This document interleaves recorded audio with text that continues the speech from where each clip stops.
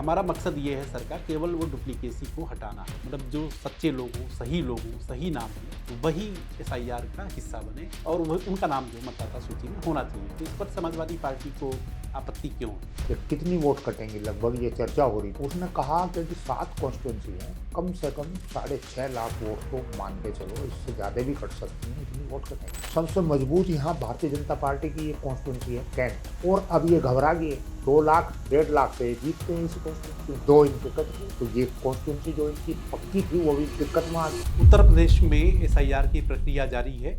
अगर इसको सामान्य शब्दों में समझें तो वोटर सत्यापन के नाम पर एडिशन का भी काम चल रहा है, डिलीशन का भी काम कर रहा है। और विवाद की जो सबसे बड़ी वजह है ये एडिशन और डिलीशन ही है।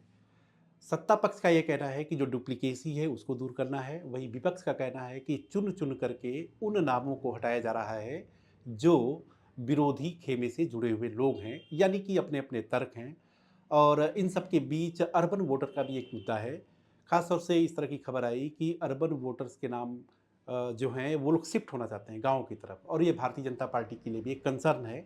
तो इन सभी मुद्दों पर बातचीत करने के लिए हमारे साथ अखिलेश सरकार में पूर्व मंत्री रहे राजपाल सिंह जी हैं, और मेरठ जनपद में ही नहीं बल्कि पश्चिमी उत्तर प्रदेश में एक बड़ा नाम, एक बड़ा चेहरा, जिनकी अपनी एक लिगेसी है और जिनकी एक अपनी पकड़ है। तो हम राजपाल सिंह जी से ही जानने की कोशिश करेंगे कि ये पूरा मसला क्या है।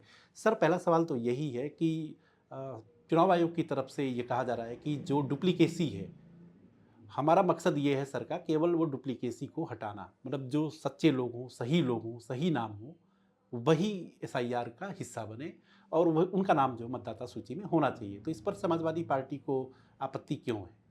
इस समाजवादी पार्टी, हम लोग पहले ये सोच रहे थे, जैसा कि बिहार में इन्होंने हुआ है, बाद में ये लगा कि भाई ये कुछ नए सदस्य अपने बढ़ाते हैं, फर्जी सदस्य बढ़ा के वो फर्जी वोटिंग कराने का जो है। और पहले हुआ भी है, पहले फर्जी वोटर्स हैं भी।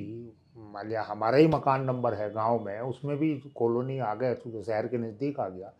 कॉलोनी के कुछ लोग जो कॉलोनी में भी नहीं है, वहाँ भी नहीं है, वो मकान नंबरों में नाम चढ़ रहे थे। अब ये जो प्रैक्टिकल देखा, जो व्यवहारिक इसमें देखा, तो फार्म जो देखा भरा, उसमें एक तो कोई उस फार्म को दूसरा नहीं भर सकता, माता का नाम, पिता का नाम और ये और जो डिटेल्स उसमें मांगी गई हैं। दूसरे ये बात बीजेपी के लिए भारी पड़ेगी उत्तर प्रदेश में कम से कम। क्यों? इसके पीछे क्या वजह है? इसके पीछे वजह ये है कि एक तो पंचायत चुनाव आ रहे हैं। पंचायत चुनाव की वजह से मान लिया 10 लोग हैं घर के सदस्य, 10 में से 5 बाहर हैं और 5 गांव में हैं, और शहर में चूँकि नौकरी भी कर रहे हैं, बिजनेस भी है, या पढ़ रहे हैं, या वकालत कर रहे हैं, या और कोई कारणों से शहर में हैं, वो तो उनके नाम तो कटे ही कटेंगे जो वहाँ हैं। लेकिन ये हुआ कि भाई प्रधानी के चुनाव हैं, जिला पंचायत के चुनाव हैं, और उस वजह से वहाँ संख्या बढ़ी है, कम होने की बजाय दो दो और कम कर दिए शहर में, वहाँ बढ़ गई हैं। कुल मिला के ये लगा कि जैसे मेरठ जनपद की बात करूँ मैं, यहाँ 7 कॉन्स्टिट्यूंसी हैं। कल एक जो इससे एसआईआर से जुड़े अधिकारी, बड़े अधिकारी से बात हुई कि कितनी वोट कटेंगी, लगभग ये चर्चा हो रही थी, कचहरी के अंदर ही ऑफिस है। उसने कहा कि जी 7 कॉन्स्टिट्यूंसी हैं, कम से कम 6.5 लाख वोट तो मान के चलो, इससे ज़्यादा भी कट सकती हैं, इतनी वोट कटेंगी। मतलब मेरठ में सातों कंस्टिट्यूंसी मिला करके वो बता रहे थे अपना वर्जन, लेकिन हमारे हिसाब से ज़्यादा कटेंगे। 6.5 से भी ज़्यादा? हाँ, 6.5 से भी ज़्यादा है। जैसे सबसे मजबूत यहाँ भारतीय जनता पार्टी की ये कॉन्स्टिट्यूंसी है कैंट, एकदम। उसमें 2 लाख से ऊपर वोट कट रही, कटे हैं। कटे हैं अब तक भी। और अब ये घबरा गए, 2 लाख 1.5 लाख से ये जीतते हैं इसी कॉन्स्टिट्यूंसी में, 2 इनके कट गए। तो ये कॉन्स्टिट्यूंसी जो इनकी पक्की थी वो भी दिक्कत में आ गई। 1 लाख वोट लगभग शहर में कट रहे हैं। और हमारे जो माननीय मुलायम सिंह, माननीय अखिलेश जी ने जो पीडीए प्रभारी बनाए थे, वो इतने सजागर गाड़ियों से और सब जगह रहे, तो हमें इसका नुकसान नहीं है।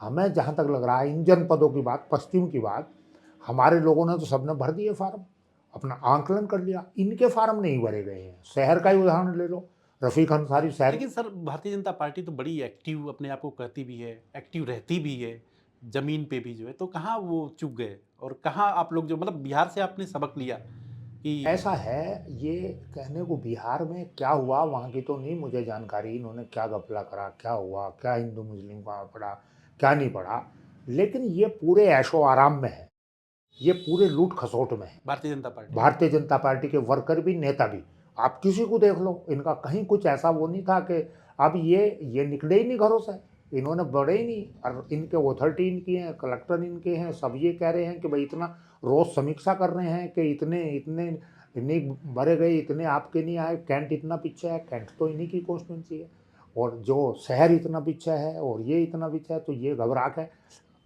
जो सच्चाई है, मांग तो हमारे राष्ट्रीय अध्यक्ष अखिलेश जी ने की थी कि भाई ये बढ़ाया जा समय इसमें, इन्होंने तो इतना समय बढ़ा दिया, इन्होंने अपनी मजबूरी के तहत चलते समय बढ़ाया, इनके वोटर घरों से नहीं निकले, ना फार्म भरे गए, अब ये कर रहे हैं, मीटिंगें कर रहे हैं, तो ये अब कितना ही कर लें, मेरे ख्याल से उसकी भरपाई नहीं कर पाएंगे, और हमारे तो 100% होने जा रहे हैं।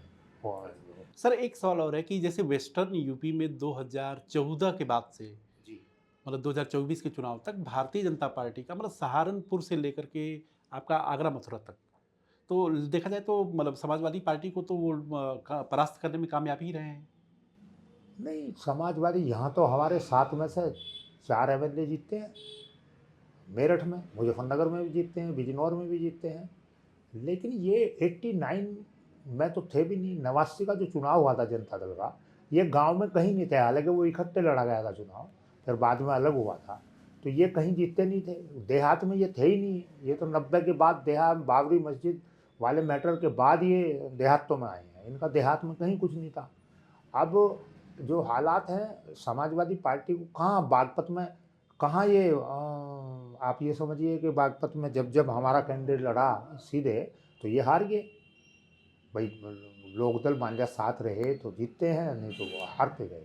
लोकदल का बेस है यहाँ भाई, हमारी बिरादरी, मैं भी जाट हूँ, हैं, और वो जुड़ जाए, लेकिन ऐसा नहीं है, समाजवादी पार्टी का पश्चिम में तकड़ा बेस है।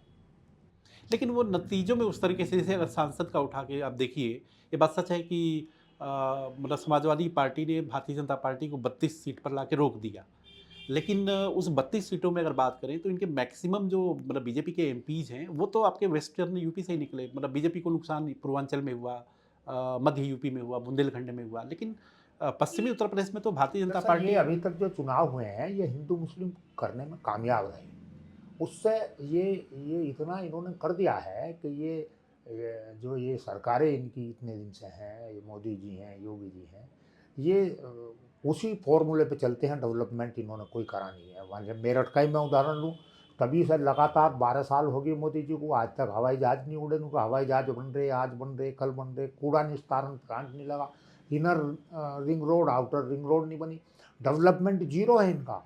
ये जो लाभ इन्हें हुआ, ये हिंदू मुस्लिम से हुआ, मान लिया मुस्लिम्स ने इकट्ठे होकर समाजवादी पार्टी को वोट किया, तो ये कामयाब कुछ हद तक ये होगी तो कि सर इसमें एक आपको ये नहीं लगता कि जितना ज़्यादा पोलराइज होगा चुनाव, मतलब मुस्लिम जो है जितना ज़्यादा समाजवादी पार्टी की तरफ जाएंगे तो उतना फ़ायदा भारतीय जनता पार्टी, और भारतीय जनता पार्टी एक बात और करती है कि हमारा जो सामाजिक आधार है वो बहुत तगड़ा है, जो है उसकी काट किसी के पास नहीं है।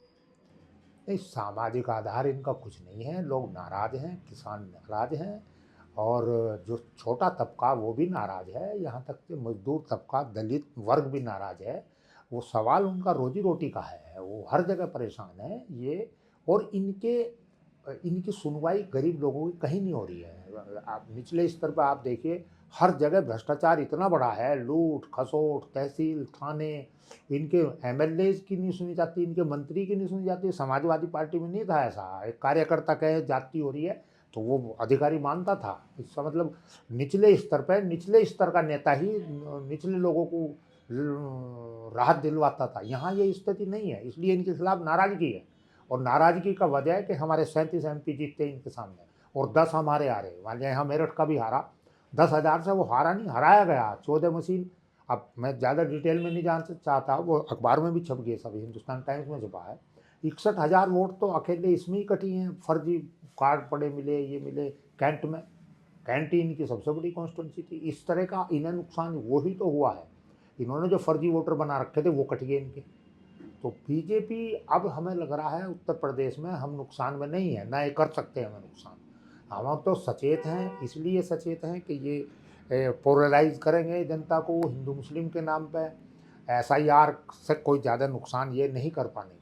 सतर्क हो गए। अब हम अगर डल होते, हम अगर उदासीन होते, निष्क्रिय होते, तो शायद ये कुछ लाभ ले लेते। अब नहीं है। मतलब एसआईआर से कोई डेंट मतलब समाजवादी को बीजेपी नहीं कर अभी तक जो अंदर खाने की हम लोगों की रीडिंग है, अभी तक तो भाजपा को नुकसान है। सकता। और माननीय मुख्यमंत्री जी बोल भी दिए उन्होंने कहीं कि 4 करोड़ वोटर कट रहे हैं और वो 4 करोड़ आपके मतदाता। बीजेपी की मीटिंग में कहा, तो इन्हें भी अंदर खाने वो होगी। अब रात दिन आप डीएम साहब को देख लो जाके, सुबह से पीसी में बैठा होगा, सुबह से वो जो आती है इनकी बातचीत होती है उसमें ही बैठे रहे मीटिंग में। नहीं ये करो वो करो ये करो, ये खुद घबराए हुए हैं। उत्तर प्रदेश में मुझे नहीं लग रहा कि ये जो है अब हिंदू मुस्लिम के नाम पर चुनाव जीत जाए, क्योंकि लोग परेशान हैं। लोग पहले रोजी रोटी चाहिए, नौकरी चाहिए, अब बेरोजगारी है, भुखमरी है। ये तो राशन से काम चला रहे, राशन जो दे रहे हैं उससे इन्हें थोड़ी अब राहत राजनीतिक रूप से मिल रही है। इसलिए अच्छा सर, एक सवाल और है कि जैसे मतलब समाजवादी पार्टी के बारे में ये कहा जाता है कि जब समाजवादी पार्टी की सरकार आती है तो ख़ास तौर से जो यादव जो समाज है उसका एरोगेंस इतना ज़्यादा बढ़ जाता है कि जो शेष नॉन यादव ओबीसीज हैं वो इकट्ठा हो जाते हैं। और इसी से जुड़ा एक सवाल और है कि जैसे पंकज चौधरी जो कुर्मी बिरादरी से हैं और भारतीय जनता पार्टी ने उनको अपना प्रदेश अध्यक्ष बनाया है, तो कुछ उसी मकसद से कि जो नॉन यादव ओबीसी मत है उसको कंसोलिडेट करना है। देखिए ये तो प्रचार होता है। ये तो अब चल रहा है। आप यहाँ थानों में देख लो, कितने बिरादरी के लोग हैं जो सत्ता में हैं अब उनके लोग।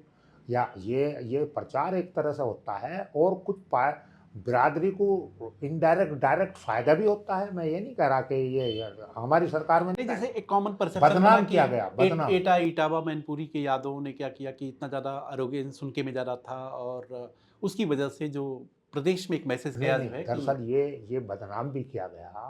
वो जिसकी सरकार होती है, जब चौधरी साहब प्राइम मिनिस्टर थे तब हमें अपनी बिरादरी का पता, गृह मंत्री थे अपनी बिरादरी का पता, जाट थे वो हम भी जाट हैं। लोग बदनाम भी करते हैं। और ख़ास तौर से अब भाई आप जैसे एक छपा था कि 86 में से 56 एसडीएम यादव कहीं भी नहीं थे। आज तक वो चला आ रहा है ऐसी फर्जी खबर। मतलब आपका एक परसेप्शन बीजेपी ने हाँ, बनाया बीजेपी प्रचार करने में बहुत तेज है। बीजेपी और उसकी जानबूझकर काट आप लोग नहीं ढूंढ पाए। उसकी काट इसलिए नहीं, प्रचार में तो ये तेज है ही। ये तो प्रचारक नियुक्त करते हैं। और तो कोई, ये तो आरएसएस इनके साथ है। तो वो भारी नुकसान इस बात का भी हुआ कि वही बिरादरीवाद फैलाया। अब क्या है, अब हर थाने में वो इनके बैठे हैं। आप देख लो योगी जी की बिरादरी के लोग, और हर जगह वो है। तो अखिलेश जी रोज लगा रहे हैं आरोप, इस बात का कह भी रहे हैं, लेकिन कोई अखबार संज्ञान नहीं लेता, कोई चल नहीं पा रहा। अब तो सोशल मीडिया आ गया तो कुछ विपक्ष की जान बच रही है, अपनी बात सोशल मीडिया के थ्रू कह दो। लेकिन ऐसा है नहीं। जिस बिरादरी का नेता होता है, चीफ मिनिस्टर होता है, प्राइम मिनिस्टर होता है, उस बिरादरी का अपने आप ही मोरल बूस्ट हो जाए तो थोड़ा सा एग्रेसिव मान लिया कहीं होगी, एक घटना हुई 10 घटना दिखा दी। अब कौन प्रेस छाप रही जंगल राज, जब रोज जंगल राज छापते थे अखिलेश जी के उसमें, तो वो नुकसान तो हुआ, ये बात सही है। लेकिन हर बार ऐसी बात नहीं है। अब भाई जो राज करता है उसे अपना राज जरूरी है। बाजार के छोटी मोटी चीज़ों को दबा के रखता है। कोई नेता ऐसा नहीं चाहता कि इन चीज़ों में बदनाम हो। इसलिए वो प्रचार था बहुत बड़ा कि भाई यादवों ने ये कर दिया, मुस्लिमों ने ये कर दिया। और मैं नहीं समझता कि इसमें काम बहुत हुए जो अखिलेश जी के टाइम में डेवलपमेंट हुआ। बताइए कहाँ हुआ? कहीं भी नहीं हुआ। इतना डेवलपमेंट हुआ पूछो ही मत। तीन सर एक सवाल और है कि बहुजन समाज पार्टी की जो चीफ हैं मायावती, उन्होंने एक्स पर एक ट्वीट किया। उसमें उन्होंने कहा कि वो कसम खाती हैं और भरोसा भी देती हैं कि कभी भी जीवन में भारतीय जनता पार्टी के साथ, और खास तौर से उन्होंने नाम लिया कि मुस्लिम समाज को मैं भरोसा दिलाती हूँ कि बीजेपी के साथ जीवन में मतलब कभी जाएंगे ही नहीं। अब इसी से संबंधित सवाल ये होता है कि अगर पोलराइजेशन की बात है तो दो तरह की है कि भारतीय जनता पार्टी को सामान्य तौर पे कहा जाता है कि ये जो मुस्लिम मतों में विभाजन हो, जो गैर बीजेपी मतों में विभाजन हो तो तब फायदा उनको होता है, या पूरे चुनाव को इतना ज़्यादा पोलराइज कर दो जो है फिर उससे फायदा होता है। तो अभी जो मायावती ने ये बयान दिया वो कितना आपको मतलब प्रासंगिक लगता नहीं, है? वो नेताओं के बयान हैं, लेकिन अंदर खाने देखिए 3 दफ़े वो चीफ मिनिस्टर बनी तो बीजेपी के सपोर्ट से ही बनी, साझे से बनी। अब उन्हें लग रहा कि भाई पिछली इसमें जो हमारे ये लोकसभा के चुनाव हुए 2024 में, इसमें दलित बड़ी तादाद में समाजवादी पार्टी की तरफ गया। और दूसरे वो डेवलप हो गए चंद्रशेखर आज़ाद उसी बिरादरी में। अब वो नेताओं के बयान तो अपने बचाव के लिए होते हैं, अंदर खाने क्या होता है ये बाहर बात आती नहीं है। जहाँ तक मेरा अपना मतलब एक तजुर्बा है, मैं चौधरी साहब के साथ भी हमने राजनीति की, उन्हीं के चरणों में बैठ के राजनीति सीखी, पढ़ते टाइम से लगा के। और फिर देवीलाल जी, नेताजी मुलायम सिंह जी और सभी दूसरी पीढ़ी के नेताओं के साथ होते होते यहाँ तक आए हैं। ये है कि ये तो वो है, लेकिन मैं नहीं समझता कि वो भारतीय जनता पार्टी से अलग है। लेकिन सर एसआईआर पे ही फिर आते हैं कि एसआईआर को लेकर के ये भी कहा जाता है कि समाजवादी पार्टी या मतलब उत्तर प्रदेश में जो विपक्ष है वो योगी सरकार के खिलाफ नारेबाजी भी करता है, बुलंद आवाज़ से भी अपनी बात रखता है, लेकिन वो केवल एक्स के जरिए, वो ट्विटर के जरिए, वो फेसबुक के जरिए, मतलब सोशल मीडिया के जरिए जमीन पर सरकार के खिलाफ पिछले मतलब 2017 से लेकर के आज की भी तारीख में समाजवादी पार्टी सबसे बड़ी विपक्षी पार्टी है, लेकिन वो ज़मीन पर उस तरह से कभी नज़र ही नहीं आई। वो दरअसल धरातल पे जो चीज़ है वो मैं आपको बताना चाहता हूँ। मैं जिला अध्यक्ष रहा 2017 से लेकर 23 तक, यहाँ मेरठ जिले मेरठ का। का। पहले भी रहा, चौधरी साहब के टाइम में भी रहा, जनता दल का भी रहा, लोक दल का भी रहा, वो अलग बात है। अब रहा मैं समाजवादी पार्टी का, और 10 मुकदमे मेरे पे अब चल रहे हैं। मैं तो एडवोकेट हूँ, सीनियर एडवोकेट हूँ, 50 साल के लगभग मेरी प्रैक्टिस होने जा रही है।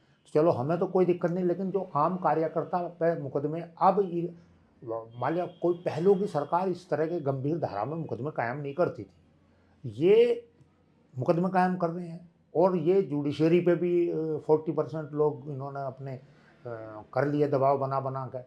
हालात ये हैं कि जरा सा भी आप क्रिटिसाइज करोगे तो मुकदमा कायम हो जाएगा गंभीर धाराओं में। 353 अमेंड कर दिया इन्होंने, 353 में 2 साल 3 साल तक की सजा दी और 10 साल तक की सजा कर दी। और अब लोग मुकदमे हो जाएंगे, फिर वो उसमें सजा करा देंगे। या भाई मेरी कई एमपी से बात हुई, बस सड़क पर क्यों नहीं उतर रहे, उनके विक्रम सैनी बन जाएंगे। विक्रम सैनी एमएलए था, वो 2 साल की सजा होगी, उसकी विधायिका जाती रही खतौली से, दूसरा चुना गया, वो हार गया। अब लोगों पे पर लोकतंत्र की इन्हें कोई वो नहीं है, परवाह नहीं है। ये तो गंभीर धारा में मुकदमे कायम कर देते हैं तो लोग। अच्छा, मैं ये बात तो आपने पार्टियों के बारे में पूछी, क्या इस देश में व्यापारी आंदोलन कर रहा है? कहीं भी बता दो आप। क्या इस देश में छात्र आंदोलन कर रहे हैं? हमारे टाइम पे भी बाद में भी कितने छात्र नेता निकलते थे, देश और प्रदेश चलाया जिन्होंने। क्या कोई देश में कोई छात्र आंदोलन है? क्या देश में कोई व्यापारी आंदोलन है? किसान आंदोलन हुआ था, वो भी 20 बनवा दी सरकार ने, 20 किसान यूनियन बनवा दी तोड़ के। जब से कोई आंदोलन भी नहीं हुआ उनका भी। वो वकील आंदोलन कर रहे, 400 चैम्बर ढा दिए उनके यहाँ, वकीलों पर दबाव बनाने की पिछले कई साल से कोशिश कर रहे हैं। वकीलों पर गाजियाबाद में आंदोलन हुआ, कितने गंभीर धाराओं में मुकदमे कायम हुए। वो तो तुमको पार्ट ऑफ कोर्ट हैं वकील, इसलिए कुछ कर नहीं सकते। वकील आंदोलन कर रहे, वो भी बचते बचाते।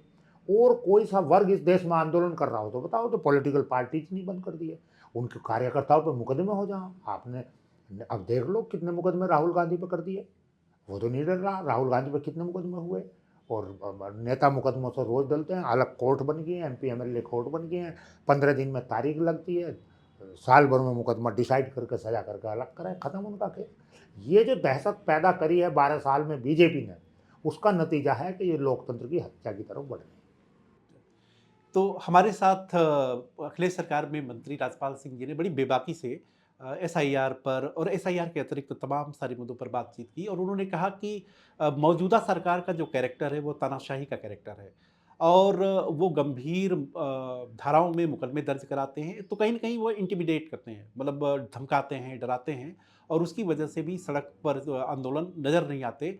हालांकि इन सब के बीच इन्होंने कहा कि एसआईआर की जो प्रक्रिया यूपी में मतलब चल रही है उसका सबसे ज़्यादा खामियाजा इस दफ़ा भारतीय जनता पार्टी को उठाना पड़ेगा। एक तरीके से आप समझ सकते हैं कि भारतीय जनता पार्टी यहाँ पर अपनी ही जाल में फंसती हुई नजर आ रही है। कैमरा पर्सन नदीम अहमद के साथ मैं ललित राय।